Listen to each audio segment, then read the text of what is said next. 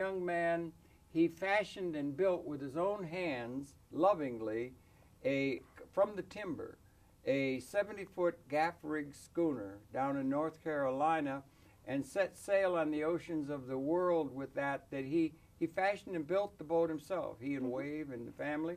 And then he sailed that into Antarctica and other kinds of things. And then some time ago, actually it was April 21 of the year 2007, after a great deal of preparation, sailed onto the oceans of the world with the announced task of sailing out of sight of land and with no resupply for a full 1,000 days, called the Mars Ocean Odyssey, which is that comes from the fact that it's about the time it takes to either go to or a return trip to Mars, testing the limits of human endurance in challenging conditions.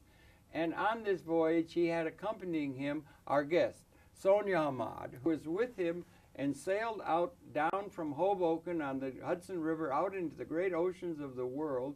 And she's billed on this program as 306 days that she was on the Anne, the name of the schooner, and then had to be put aside, put ashore at Perth. Amboy came here and has given birth to a beautiful baby boy. What's his name again? Darshan. Darshan. He's coming along fine, I understand. Yes, 16 months old. He's 18 months, and he's starting to walk and talk a bit. And aren't they wonderful? Yeah. Aren't they just wonderful? I know, I can remember when we had that. But anyway, I'm happy to report that we met again after a long time, Sonya and I, on January 16 of this year, because that was the day when Reid, who continued on the voyage, out of sight of land, no resupply, is like a biosphere. Almost. Where they live on the oceans of the world. It's really an amazing event, and he crossed the 1,000-day mark, as he had set out for, and is to put the frosting on the cake, as they say. He's going to stay at sea longer and come back to New York in June. Yeah. What a story. What an incredible story. And Sonya, welcome. Thank you. So very, very much to conversation. It's really good to see you again. Yeah, you too. Well, I sort of laid it out, I guess, there. Then, and we're going to show a little bit of footage. Okay. But that's the outline of the situation. And you were out there for 306 days. Must have been quite an adventure, huh? Oh, yes, it was. When Reid and I left with the intention of doing 1,000 days nonstop at sea, that's almost 3 years at sea without resupplying. And it was just the two of us on the boat, and we intended to go sail with the winds and the currents of the world and spend that much time. There was no intention to go to land or to see land. It was just about the time spent at sea. And no resupply. Without resupplying. So we had to take everything with us. And we had all the food we needed. We had ways of generating electricity through solar panels. And all the food, all the gear, spare equipment. It's a huge undertaking. Absolutely. It's like an adventure. And it's like pushing the limits and so forth. And I just congratulate you and Reid on accomplishing the 1,000 days and on the whole venture. It's like an adventure, and it's also very entrepreneur. I mean, it's pushing in a creative kind of way. It's a mark of self-reliance. It is. And all kinds of really important human values. Yeah. Yeah, there's a huge green aspect to this voyage. I know when I returned, I was so super conscious of all the resources that I was using on land, even though on land, you know, we have abundance, relatively speaking. We have replacements, and there's a variety of, there's choices of what you can use and not use. But on the boat, you know, we had to use what we had brought with us. And the water usage, we had to be very conservative with that because we didn't know when we'd get water again. It depends on where in the ocean you are. And we had to reuse whatever we could. We didn't want to throw things out into the ocean because, you know, you see the garbage floating there. It's not nice. You become very aware of how all of your actions and what you do in your everyday life, how it affects the environment around you. So it's a very green and sustainable kind of venture that we were on, but not exactly because we set out to do something that was ecologically friendly. It just turned out that way because living on a boat, you have to be conservative and you have to be very aware of your environment, because your environment, the wind, the water, the weather, all those things directly affect you, and you have to respond to them accordingly. I have as a hero of mine, a philosophic and so forth, a man named Buckminster Fuller, and he was a design person and had a great reading of the human condition, but he was a very brilliant polymath. But he had been in the Navy for a while, and he had said that when you're on a ship, and he would compare things to a ship, things have to be, there's a term, ship shape. You have to be thoughtful and give thought to the way things are done. That it is good training for consciousness. Yeah, I suppose it would be the same. Definitely, things have to be ship-shape, because one of the biggest things about a boat, besides the very small confined spaces, and each space you use for 2 or 3 different purposes. You know, it's not like you have your living room and your bedroom. You know, sometimes it's just the same thing. But also, there's the idea of ship shape, things in order, good design. The motion, motion that. I see. Yeah, the motion that the boat is always under, right? You have to always be aware of that. Otherwise, things will fall. You can't put something down. You have to think about where you're putting it, and when you're leaving it, then you have to think about, well, is it secure? Otherwise, it'll go flying across the room and could hurt you at some point. And you don't want to like leave things around and say, oh yes, I'll secure it later, because weather could change immediately, and the last thing you're thinking about is that, that book that you left laying somewhere. It's flying through the air. It's falling down, and it's like a projectile. It's dangerous. So you really have to have things in shape. You have to ship shape. Exactly, ship shape. In its place, not being messy, and secure, and also always being aware of the space that you're in. Right, right, and that's something that has a great echo in terms of a sense of ecological consideration on a larger tableau. Right. Yes. Yeah, it's good ecological training and everything. Right. Could you share a little bit of your own background? You're living in Queens now, I know. Yes. But could you share just a little bit of that? And then we got some footage we want to show. We have some footage off YouTube of the day you guys sailed out from Hoboken, and then we'll talk that. Could you share your own background a little bit, please? Well, I was born in Queens and raised in Queens, New York, and I attended the City College of New York, and I was studying for a photography degree. Okay. And that's when I met Reid, when I was studying for my photography. He was birthed down in near Chelsea Piers? He was docked on what was then Pier 63, on the west side of Manhattan. And I was taking pictures of the piers, and that's where I met him. He was, I took pictures of his boat, and I brought the pictures back the next week, and that's how we started. And I finished getting my degree. And I went off to another school to get a second degree in Maritime Technology. And because of meeting him? No, I just had an interest in the water. You did? You had that separate from the contact Well, yes, with that's Reid. how I got to the docks in the first place. I was doing photography. You were in photography, but you were interested in maritime, and the maritime took you to the docks to get some photography of the maritime world, right? Well, yes, okay. yes. See, it's funny the way things work. Yeah, it's just one after the other. Now, one thing leads to another. If you hadn't had both photography and the maritime, you might not have met Reid. Your life might have been completely different. Yeah, right? Exactly. One little change like this can just change your whole life, you know, when you think about it and everything. But that's how you met with Reid, though. Yeah, that's how I met Reid. How did you develop the interest in the maritime, if I may, on your own? I started college as an architecture major. Really? Okay. Actually, landscape architecture. I had that interest. Ian McHarg. Did you know Ian McHarg? No. Okay. Okay. I'm sorry. I didn't mean to bring up, but he's somebody you'll want to Google. Okay. If you're into landscape architecture, Ian McHarg. Okay. I'm sorry. Go ahead. Well, and after 2 years of doing architecture, I decided architecture was not for me. So I decided. Oh, well, it was a lot of technical drawing, Yeah. and it was a lot of model making, and Yeah. I was more interested in perhaps the visual aspects and the conceptual aspects of architecture rather than the putting together models and drawing. Okay. And photography kind of provided this alternative outlet for my, for the way I saw things. Mm-hmm.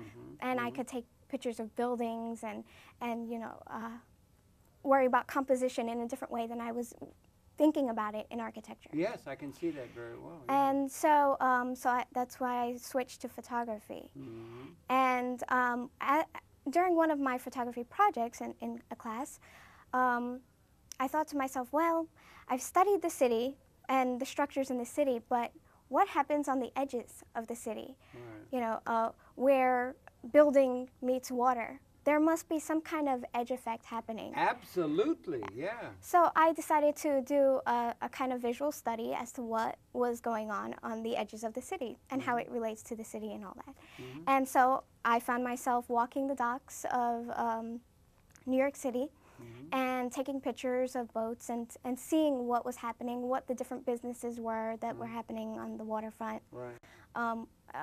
what kind of people hung out on the waterfront.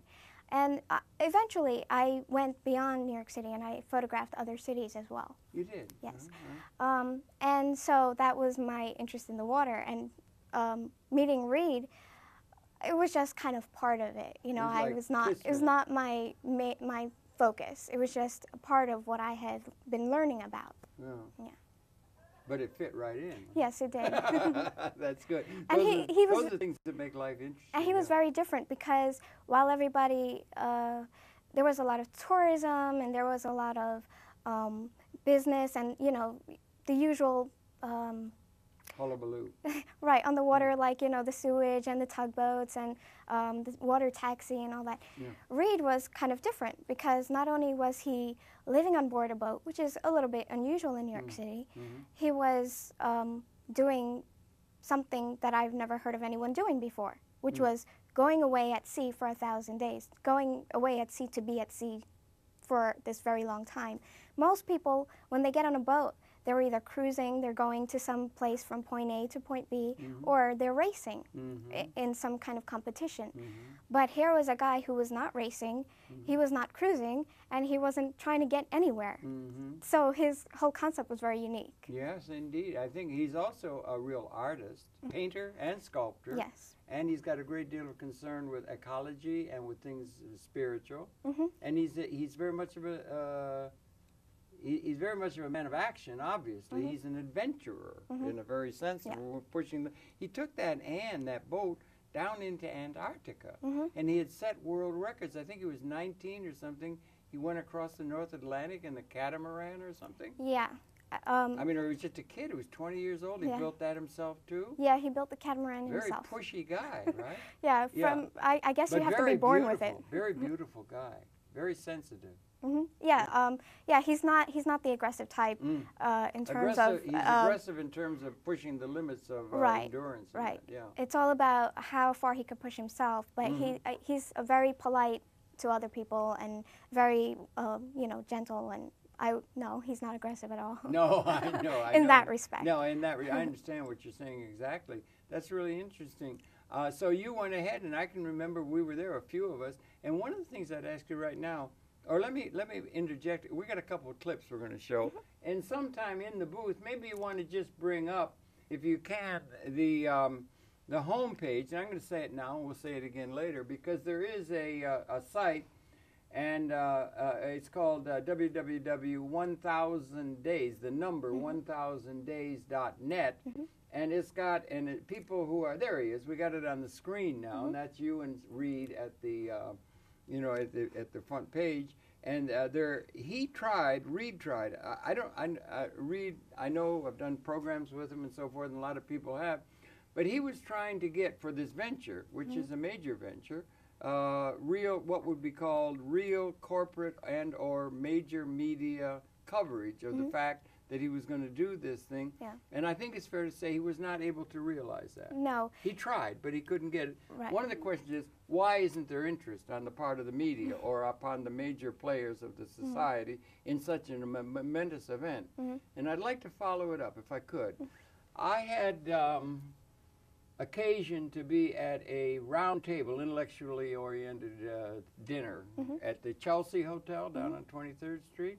And sitting to my left was a man who where everybody was talking, he happened to be a surgeon, a hand surgeon, very educated man. But he was also chairman of the committee at the Explorers Club, the most prestigious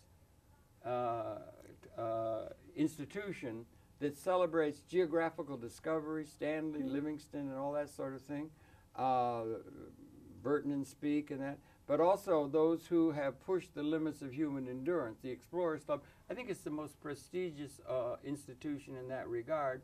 And we were talking about other things, including Reid. He had been out there for a few hundred days or something, and he said to me, he happened to be chairman of the committee for inductees to that.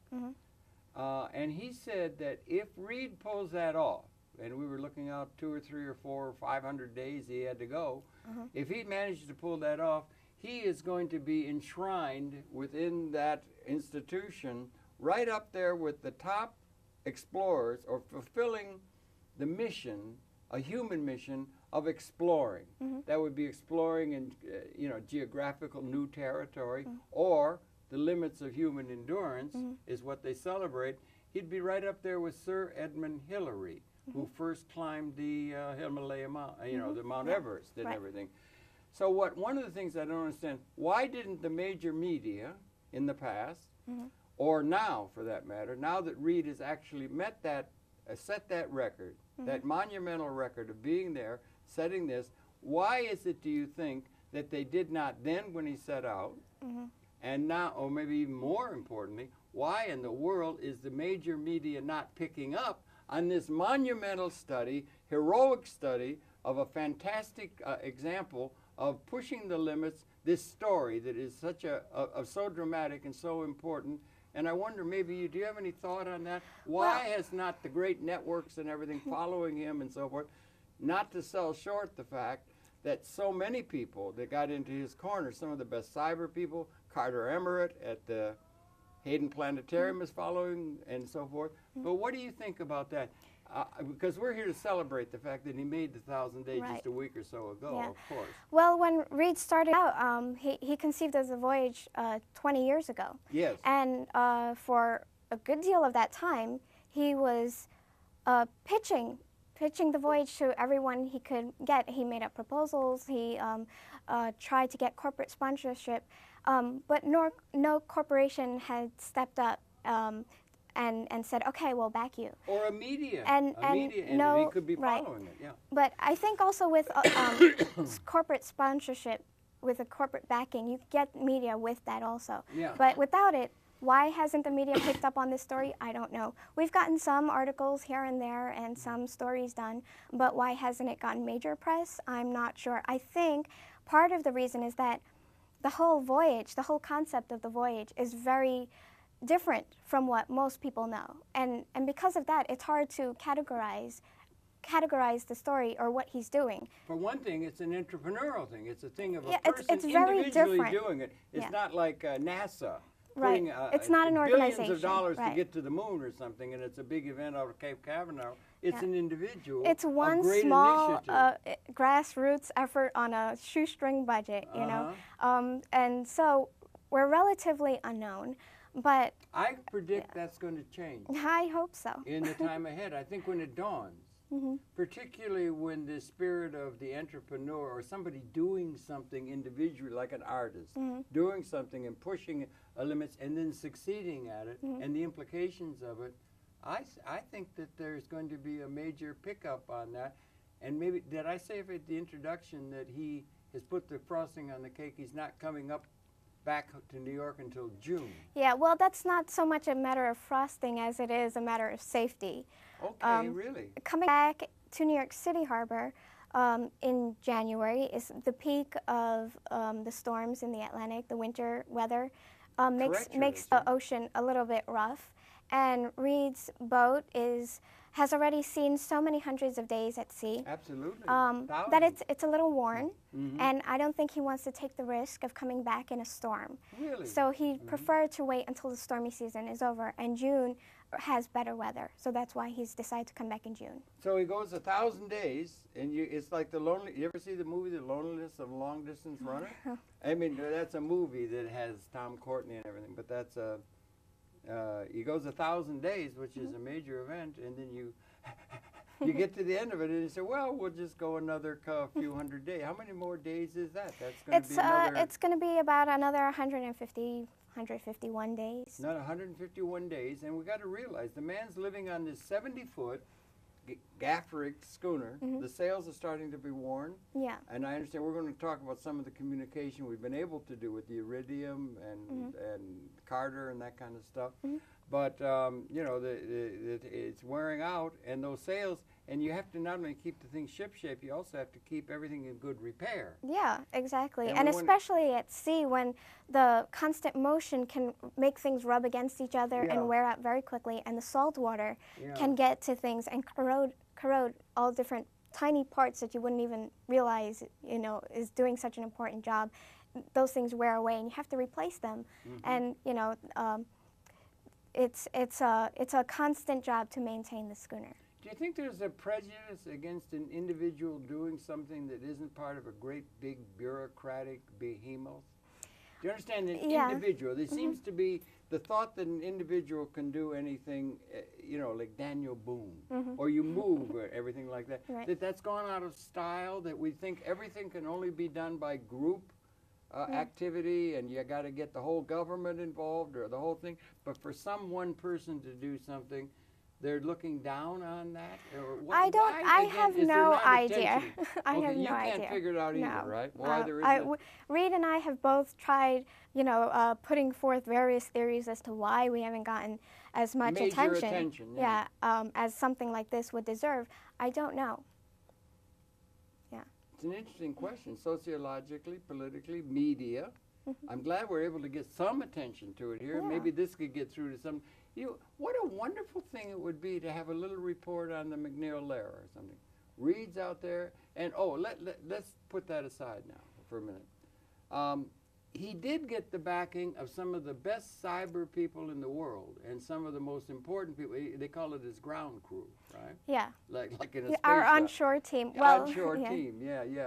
Paul Slack has helped, and Carter Emmerich, who is the director of astrovisualization at Hayden Planetarium, has stayed in touch with them. They've been able to track it, and he did get the use of what's called an Iridium telephone to be able to communicate back, right?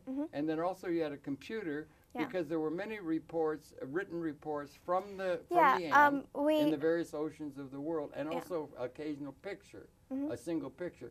But it's not like you had a satellite transponder connection with ongoing television or something. No, we didn't have internet access on the boat, but we were able to send small emails through satellite to people on land. So we had our computers, and almost every day Reid and I would write a blog, and after I left, Reid would continue with the blog writing. And we would take a picture and we would send it with our blogs, and you can see that on our website. And then the computer broke, and we were not able to send that. How many days out was that, or do you remember when the computer broke? Yeah. Well, it was in December, so it was very near to the 1,000-day mark. And you couldn't just take it down to the corner repair shop? No, of course not. We were 1,000 miles. Reid was 1,000 miles from people, land, civilization. You know, so he was on his own. Amazing story. Amazing story. Yeah, and he had a spare computer. But that was the spare computer that he was using. Both computers were gone by the time day 1,000 arrived. But it had, one of the computers had lasted well over a year. And in that salt environment, I think we on the onshore team was pretty amazed that it lasted that long. Do we dare say which computer served well? And wouldn't that be a great brand ad for the computer that stood up so well? And couldn't they have gone with million-dollar campaigns to cover the fact that that computer was delivering this great monumental event? And where the hell is the ad industry not taking advantage of taking this story, branding it, and making it available to the wide, and turning him into an international global hero? Yeah. Why? I don't know. I think it's due for that, don't you? Yes, definitely. Okay, and you, the heroine.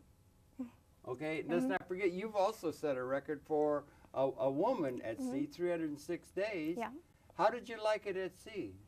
Oh, I liked it a lot, actually. Yeah. It was, I had never been on the ocean before going out on never even sailed onto up this. the Hudson or anything. Well, we went up and down the Hudson in the schooner. Yeah. In the year before leaving. That was the extent of my sailing experience. And then when we got on the ocean, I wasn't sure how I would be able to take it, you know. Sure. But I managed pretty well, I think. After about a week of seasickness, I got used to it, and you know, we were just living our lives the way anyone would, but except we were on the ocean. Yeah. And but then I began to experience more nausea, and I thought that was because we were entering into the Southern Ocean, and this was a rougher place. And around Cape Hope or Cape? Yeah. Cape, the one around South Africa. Yeah, right? South Africa. Yeah, into the Indian Ocean. Yeah. Yeah. And And how many days was that into the voyage? oh, that was about 250 That's a lot. or something. 250 days is a lot. That's the better part of a year. Yeah. Yeah. And so that was when I started to get sick again. And from that moment on, I wouldn't say it was very pleasant because for 2 months I was pretty much confined to a bed because I just could not get up to do anything. As it happened, you were having morning sickness, right? Yes, Yeah, and right. I got off the boat. At Perth, if I understand. Yes, in Australia, a boat came out, and I was transferred to that boat, and it went back to shore in Australia, and then I flew back to New York City. Right. And a few months later. And Reid went back out to begin. Yeah, the Reid voyage again. continued onwards. How many days was that? 306, right? That was 306 days That's when I got off the boat, and that was 10 months at sea. Nearly a year, yeah. Yeah. 1,000 days would have been over what? Nearly three years, nearly. Yes. He went in April 21 of 2007. He left cast off with the Anne and sail, and they sailed past the dock. You guys on the boat. It was high adventure. I mean, it was like Columbus sailing off or something. It really was, and that there was no major press there. There was I believe 2 network television news stations. We had a brief spot on the news, on the evening news. It should have been plastered all over Times Square, darling. There should have been up on a globo on Times Square and the whole of everybody covering it, for crying out loud. And I believe, what's with those fellas at the network? I don't know. Okay. Yeah, I believe Associated Press and a few assorted magazines and some sailing magazines also did a story on our departure. Okay, well, okay. I'm going to try, you understand. I don't understand. Well, there's a lot of things I don't understand about the world, what the world calls important and everything like that. But we do have, and maybe in the booth you can get yourself prepared, because we have a couple of clips that happen to be up on YouTube, and maybe we could show them, because one sort of sets, a couple minutes only, sort of sets the theme and so forth. And then we have another one of some footage of the very day when you all sailed away, and Reid saying goodbye to his mother and all that. It's kind of nice to let people have a look at the fellow and yourself at the start of this. So if we could set it up in the booth, please, or in the control room, to run that first tape. It's about 2 minutes long, and it sort of sets the tone for this back when this venture was being initiated. And if you could set it up, just start rolling that tape now, if you would, please. And okay, there we go. And make it full screen, I would suggest. Make it full screen.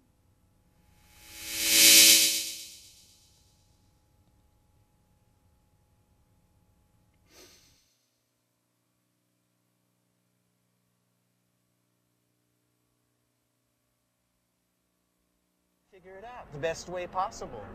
working as hard as I can with the means that I have and the help that I have. So we hope that we're going to be able to go in the next month. But we need good luck, more help, a bit more money, and things to go our way to make it happen. It's also a voyage of self-discovery and, in a sense, what could be a spiritual voyage for our times. People who are questing for other knowledge would often go on a journey of some kind.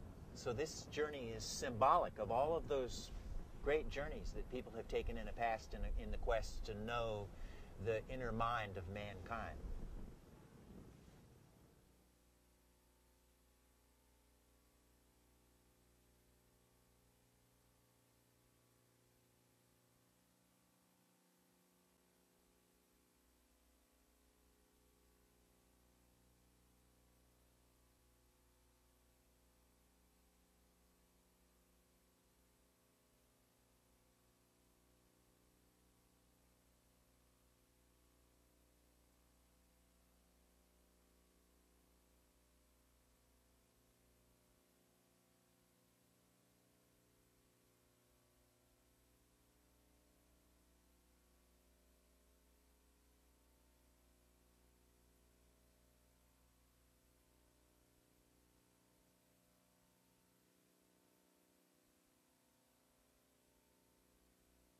The picture is wrong, and okay, there we are. We're back. We're sorry we had trouble with that, but that gave a background. And the audio was playing. We didn't hear it here, but it was playing, and it was playing small. But that's another. And then, fellas, can we go? We have another one. Okay, why don't we do it? Sure. Because that's a tape from the day that you set sail. Again, on September 20. No, it was April 21, 2007. So if you could bring up that second to have a seaworthy boat clip, began that one goes about 5 thousands minutes. of years ago. And then try to see if we and can man's bring that greatest skills were combined and put together to make a boat that could actually go out on the sea and survive any weather and arrive at another place where they wanted him to. I'm Reid Stowe. My family is from North Carolina. Sonya and I are preparing to go 1,000 days at sea without coming to shore or receiving supplies. This will be the longest non-stop sea voyage in history, whereby we depart the terra firma longer than any humans ever his have. father, we won't thank his ever father come and near his the mother, land the or other touch people the that land. helped him when you We were won't- casting off. And I know we had a party back here that very day because I brought some of the footage, and we had a party in commemoration of you and Reid with a group called the Colors, which is a brilliantly creative group of artists who do a program in the studio, and we had footage of you guys sailing, but they do a lot of mixing, video mixing. It gets to be high art. I swear to God, every program it gets to be where they're in high art. They're really good with music and mixing and everything. And we have pictures of you sailing past on the day that you sailed away, I know, but that was another thing. But if you guys can play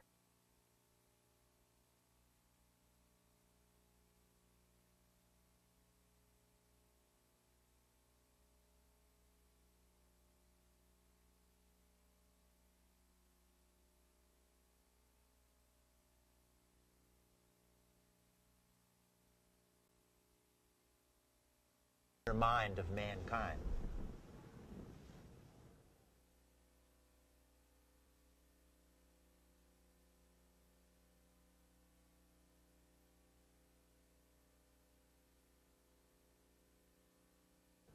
Symbolic of all of those great journeys that people have taken in the past in the quest to know the inner mind of mankind.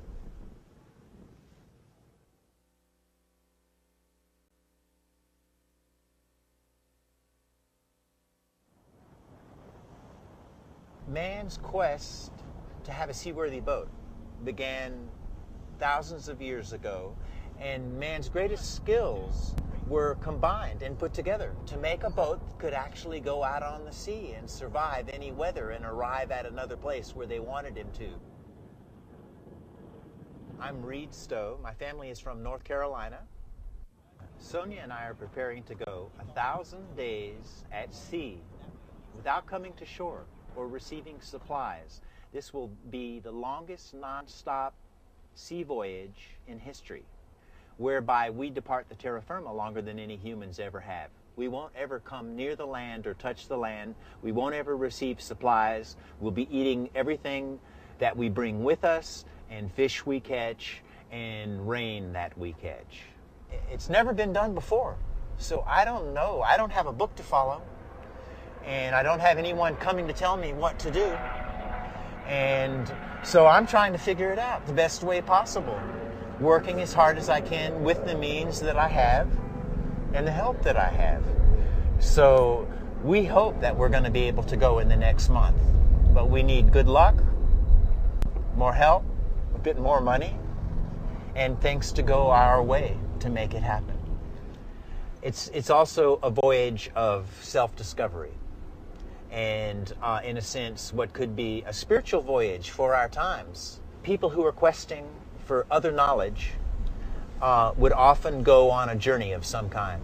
So this journey is symbolic of all of those great journeys that people have taken in the past in the quest to know the inner mind of mankind.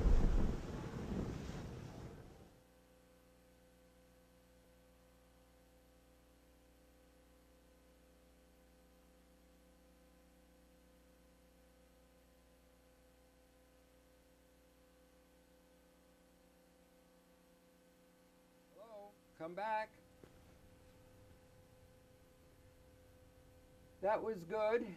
And Guy, we still, if you could come back on us, I don't know if our mics are open or not, and you've still got the thing from the computer up on the screen.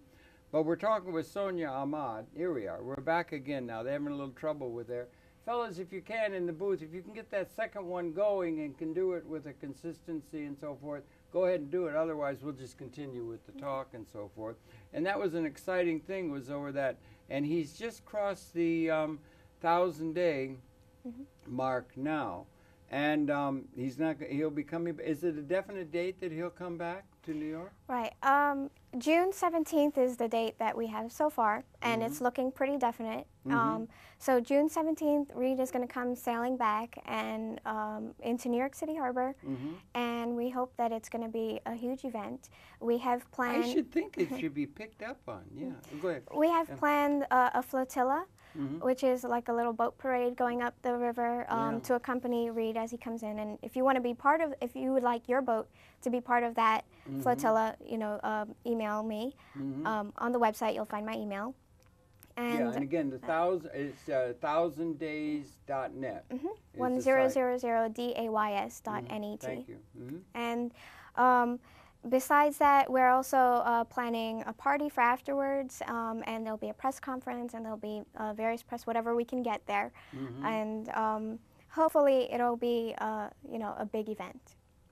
It sure should be.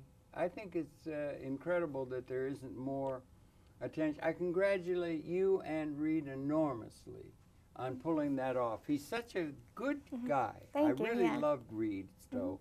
He's a beautiful guy, and he also has this ability to go ahead, entrepreneur, and do something and get something done on his own. He's very entrepreneurial in that sense, and very individually oriented in a sense. One of the things is when you're out at sea and you're away from land, that's a whole different, it's like some people have compared it to a biosphere. And maybe people are familiar where they had the thing down in Texas where people set up a dome and they had a living thing where they could live off everything within the dome and so forth. But it's like a biosphere on the oceans, and you have to have water, you have to have food, you have to have all the things. There's no corner store to go down to get resupply or anything like that. That must be, is that a wrong comparison, do you think? I suppose there are a lot of parallels between a biosphere and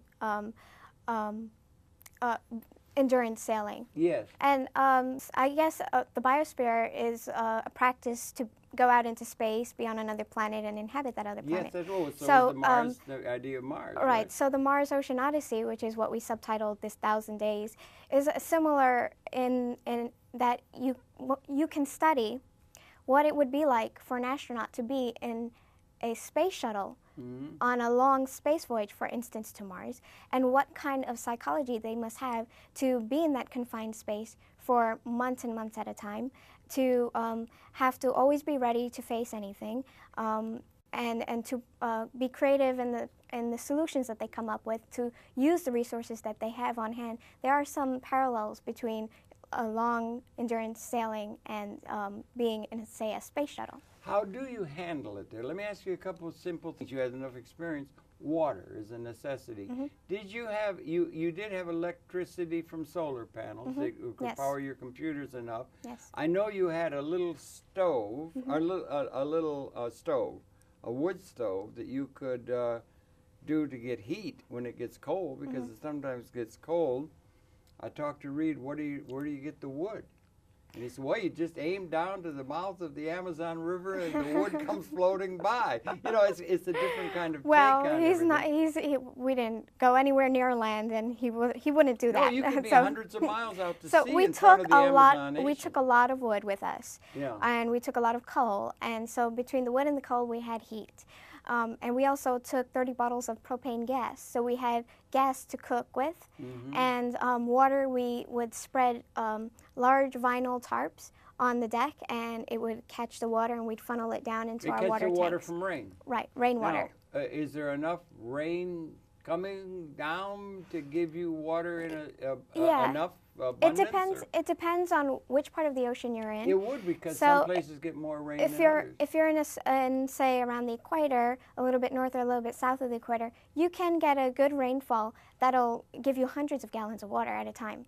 Now you have tanks to hold it then? Yes, we have 4 tanks, and their combined capacity is 1,200 gallons. Okay. So that's enough water to last us about 6 months. Oh, really?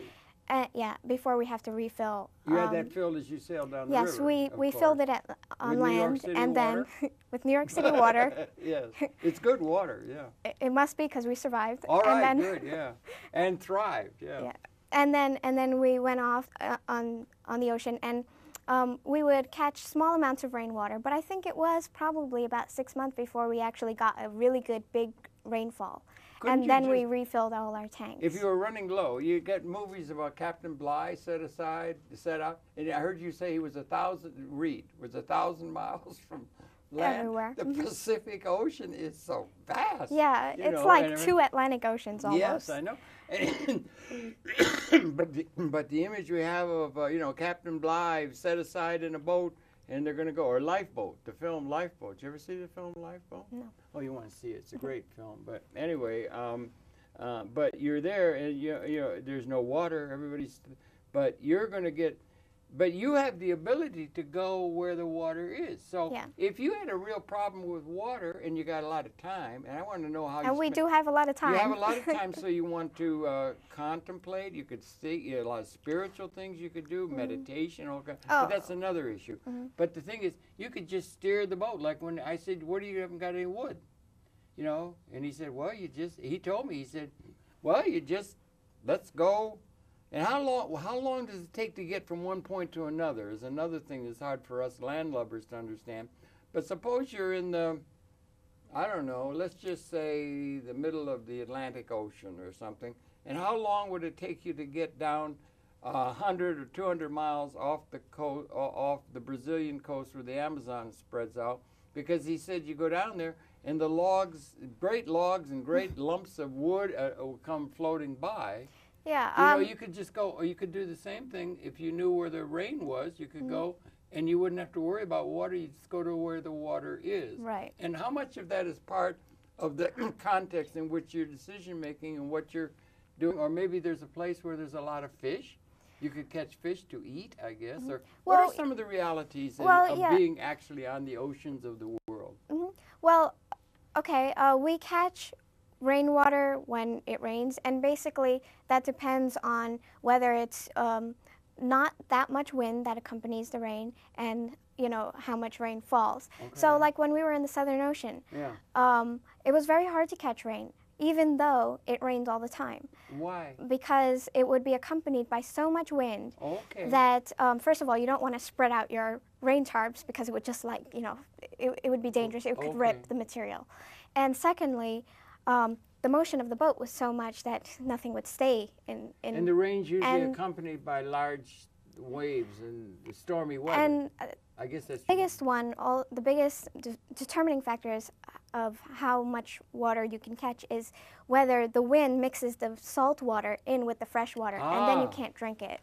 So in the Southern Ocean, it rained all the time, but we couldn't catch it because of those reasons. So Reid actually caught water more when he went back nearer in the middle of the oceans, nearer to the equator, and that's when he was able to catch more water. Good fresh water. Yeah. Isn't it interesting the way they provide fresh water right out of the sky? Right. Well, you know, it's a big ocean, it's full of water, but there's not drinking water everywhere. I know, yeah. Desalinization. You didn't have anything desalinization on board. We did have a desalinator on board. You did. Did it work? Or did you use it? It did work, and right after I left, Reid started using that because we had been running low on water, and he was in the Southern Ocean. He would be in the Southern Ocean for a while more, a few more weeks before he could move upwards.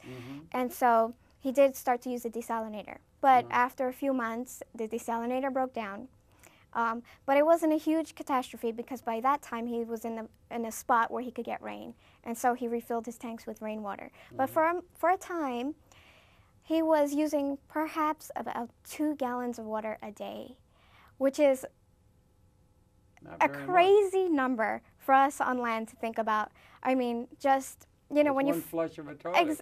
The toilet uses more than that to flush. Uses more, you know? okay, yeah, right. So when you think about how much water you use in a day and think about, well, what if, you know, you had to conserve it a lot and use only what you needed. But how big was the tank that held? You said it was 12,000 gallons? 1,200 gallons. 1,200 gallons. Okay, that's a lot of water. Yeah.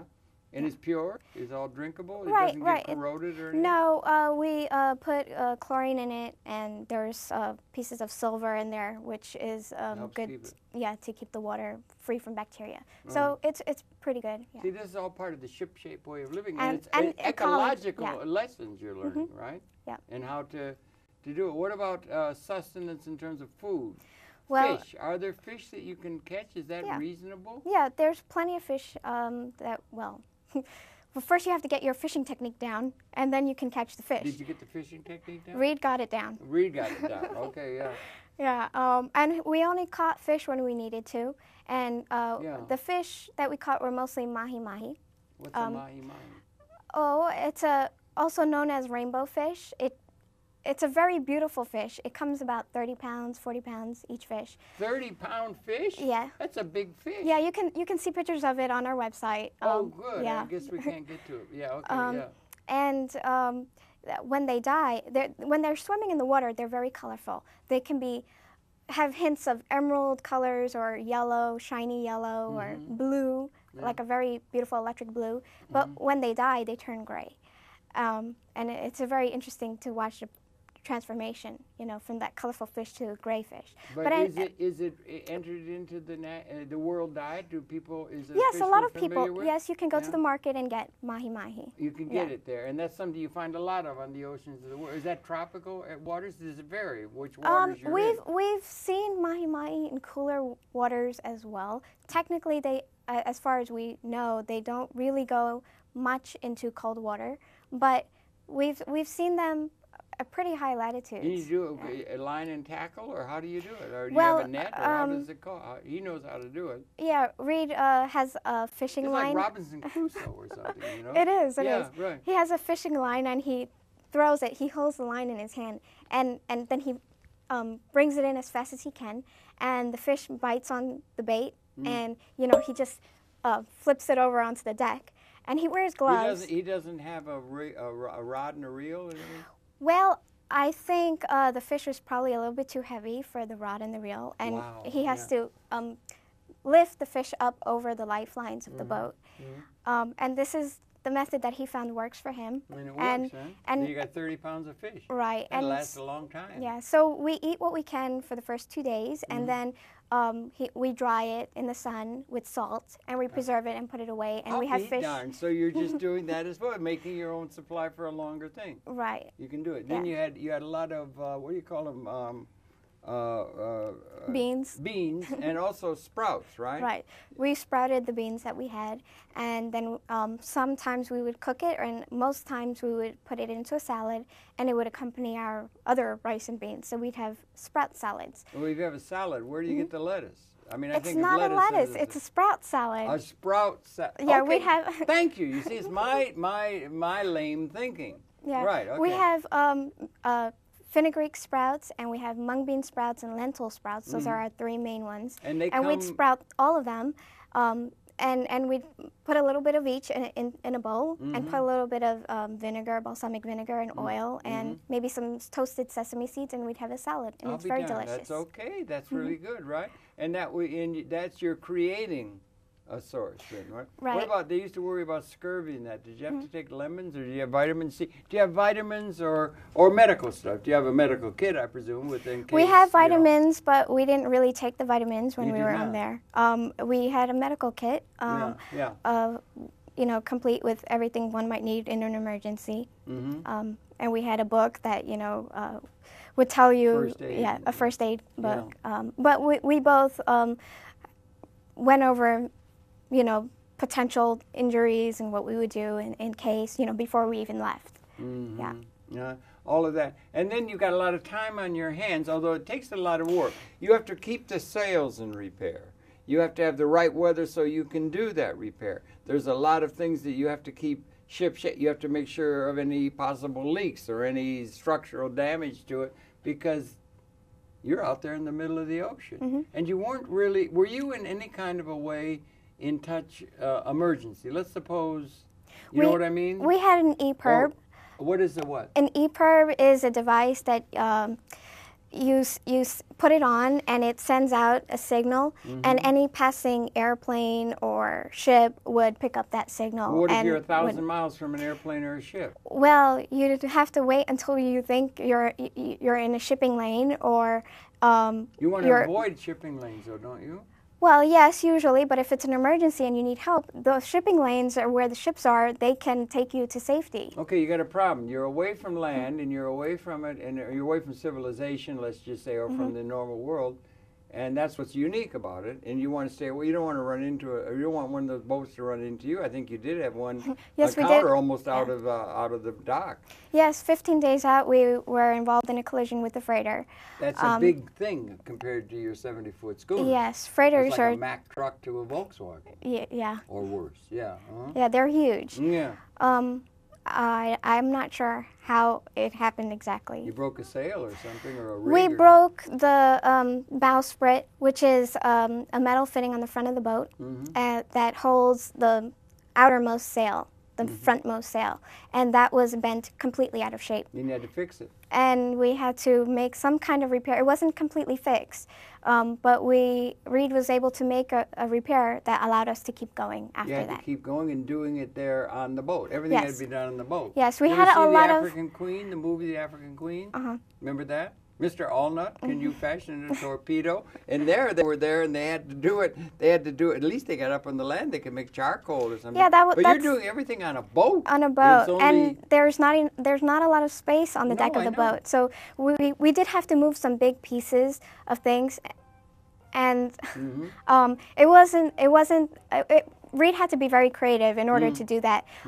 He had this whole system of ropes and pulleys that he would move big things around with, and he worked that out over a period of time. Well, yes, he's been he doesn't normally do big repairs on a boat. He would try to take it to land if he could. But you can if you're 1,000 days. So he's had some experience with making repairs at sea, and he does a lot of work on his boat while he's on the dock too. So I think but once you cast off, it's 1,000 days. Right, and he has a system. 3 years. He's made us a system of moving things around, and with the ropes that he has. Inventive. So being at sea, he just put more of that into practice. Okay, now what about the idea of all the time? You've got all this ship shape, and you got the beans, and you got the thing, and then he's art, and he's also sculptor. So doing that kind of creative stuff is something you could do. Also reading and that. Is it good to be, you're out of touch, you're not in touch with the internet, you're out of touch. Yeah. Is that part of the discipline? Yes, that was, we told people we didn't really care about hearing the news of the world, and Reid has never... Pretty depressing by and large, yeah. Reid has never been into that I know, himself, and I I'm not much into it either. Yeah. So for both of us, it was not a huge sacrifice, you know. And being at sea, you really get to understand the here and the now. You know, what's in front of you and what you have to do to get through it. Your mind is not going back to all these abstract ideas. Meditative? Do you do meditation? Yes, we did yoga and we did meditation on the boat, and right. Reid has continued that. He does yoga every single day. Yeah, okay. And it keeps him fit and limber and able to move, and it's like an athlete stretching before the event, so you don't harm yourself. Right. You know, so Reid's on a boat at sea. You have to be ready at any time of the day to move quickly and to set sails or to respond to whatever situation comes up. So he does the yoga to keep fit in that way. And then also, is there a question of boredom, or No. is that you're not bored? We bored were for never 306 days, never bored. Nope. There's a lesson in that. He wasn't either. Boredom is not a problem. A lot No, of people say, there's "What a you lot gonna of do? work I don't to have do." television, I don't have connection, or I don't have Times Square." And you know what I'm saying? But it's a different kind of status, right? Yeah. We had a lot of work maintaining the schooner, and Yes, I of think course. Reid had this list that he would add to every day, and the list got longer more quickly. Repairs and things. Yes, more quickly than he could actually cross the items off. Really? So he was always overwhelmed with a lot of work. And it was only till maybe 6 months ago that he was able to slow down and paint more and be a little bit more artistically, and be a little bit more contemplative and not so working all the time. Yeah. And I think that has taken a toll on his physical self, because he had sore arms and sore wrists, and he still had things to do, and that's very tough to keep going day after day after day like that. And I suppose when did he build that, Anne? It was a long time ago. Yes, but she's getting on in years. I yeah, would think. the And boat. Things do wear out. I notice things wear out where I live all the time. Yeah, it's a 30-year-old boat. It was built in